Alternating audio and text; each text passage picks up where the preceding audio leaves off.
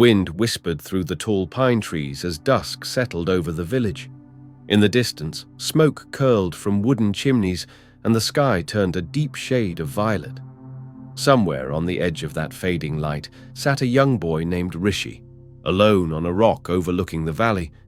His fists were clenched. His eyes, dark and stormy, were fixed on the ground. The village children had mocked him again, calling him weak, too soft, not good enough. Every time he tried to walk away, a storm brewed inside him. Today, he didn't walk away. He shouted. He pushed one of them. And now, guilt burned in his chest like fire. "Why do I feel so angry and ashamed at the same time?" he muttered. Behind him, footsteps approached softly over the dry grass. He didn't need to turn to know who it was. His grandfather had a way of appearing exactly when Rishi needed him, without ever being called. Grandfather sat beside him without a word. He smelled of old books, sandalwood, and warmth. After a long pause, he asked, "You want to hurt them, don't you?" Rishi didn't answer. He didn't need to.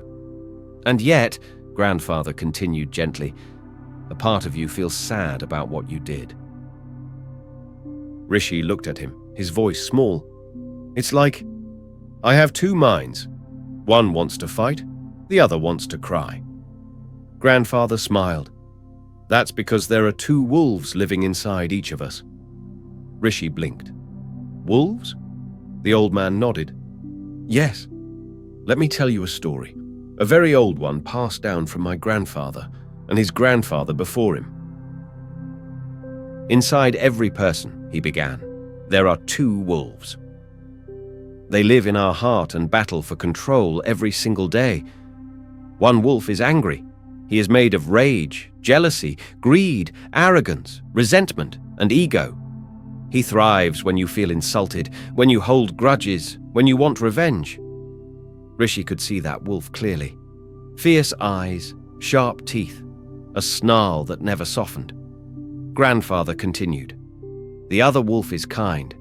He is made of love, patience, empathy, truth, humility, and peace.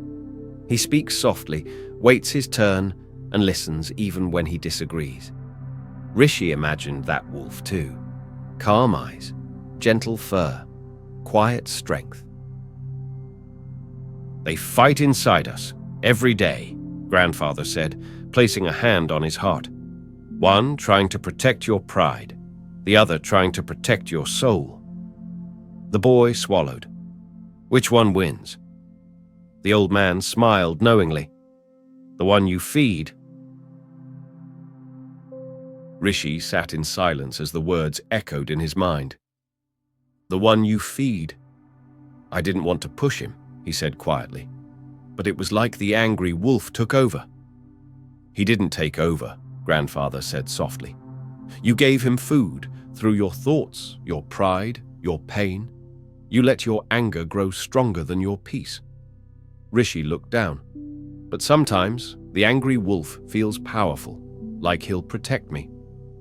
"He can," Grandfather agreed.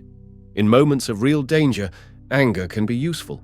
But when it becomes your master, it destroys you from the inside." Rishi nodded.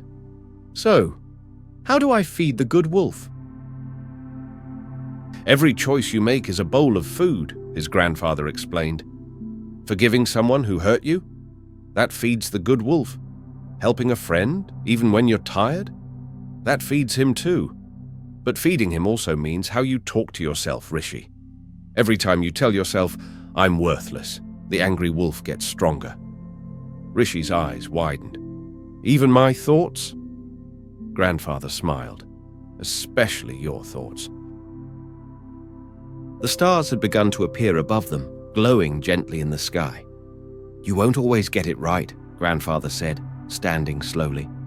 "Even I still feed the wrong wolf sometimes. But what matters is this.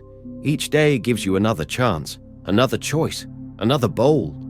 He looked at his grandson with deep, warm eyes. "One small kind act can weaken the angry wolf. One kind word to yourself can feed the good one. You don't have to fight the bad wolf. You just have to stop feeding him."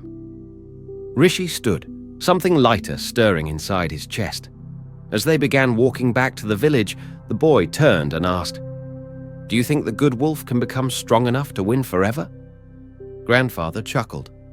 "Oh, Rishi, he doesn't need to win forever. He just needs to win today."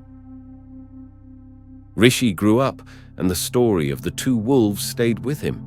Whenever he felt anger rise in his chest or envy cloud his mind, he paused. He would close his eyes and ask, "Which wolf am I feeding right now?" Some days he still fed the angry wolf, but more often than not, he chose the other, the kind one, the quiet one.